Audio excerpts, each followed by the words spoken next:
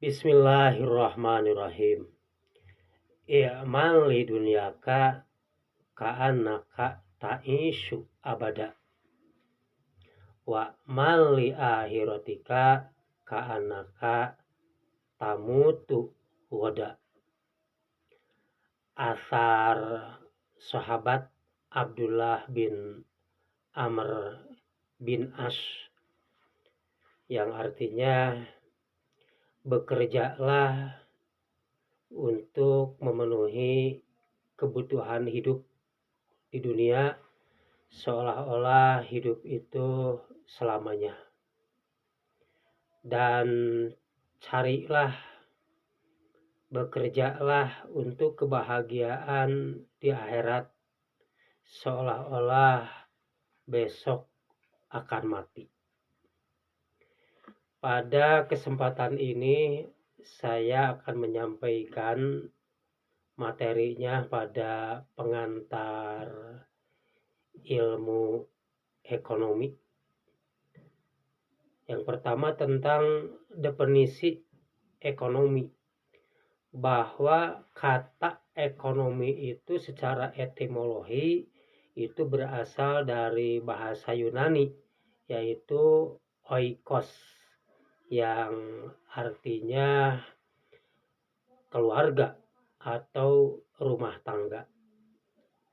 Nomos artinya aturan.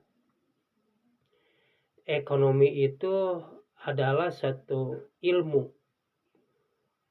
yaitu ilmu bagaimana cara seseorang untuk memenuhi kebutuhan hidup, sehingga melakukan berbagai macam kegiatan-kegiatan yang menghasilkan. Ya, kita melihat, menyaksikan bahwa berbagai macam sistem ekonomi yang dilakukan baik oleh individu ataupun oleh negara. Nah, ekonomi diantaranya ada sistem tradisional. Ya, sistem tradisional yang pada awalnya sistem barter, ya, tukar menukar barang.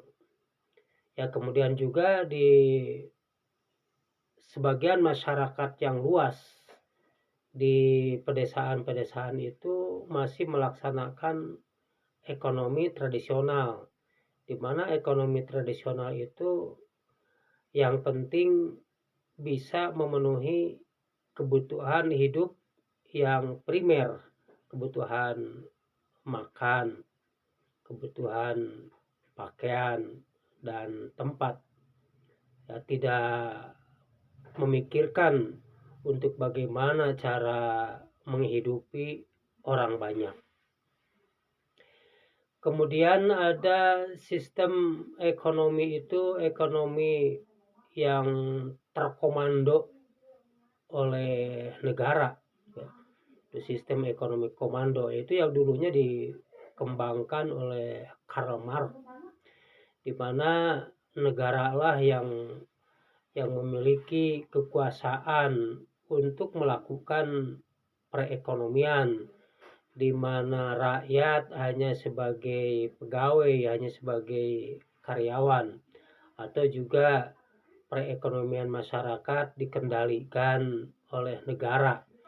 Ya, di antaranya negara-negara yang memberlakukan sistem ekonomi komando itu, ya, di antaranya negara Rusia, ada Korea, Tiongkok.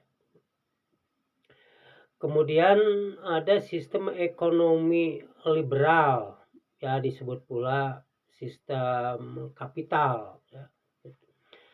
Nah, itu masyarakatlah yang bebas untuk melakukan perekonomian, ya, pasar bebas. Negara membiarkan saja masyarakat kompetitif dalam melakukan perekonomian. Dan sistem ini yang dilaksanakan oleh negara seperti Amerika, Jerman, Belanda. Kemudian juga ada sistem ekonomi campuran, di mana sistem komando dan sistem kapitalis itu diadopsi dua-duanya, yaitu negara ikut mengendalikan tetapi masyarakat bebas ya, melakukan perekonomian, dan itu yang dilaksanakan seperti di India, di Malaysia, di Filipina. Yaitu berbagai macam sistem ekonomi yang tentu saja sekarang sudah antara negara dan negara itu ada perdagangan internasional, ya tentu saja kemungkinannya akan tidak tetap memberlakukan satu sistem yang dipegang itu.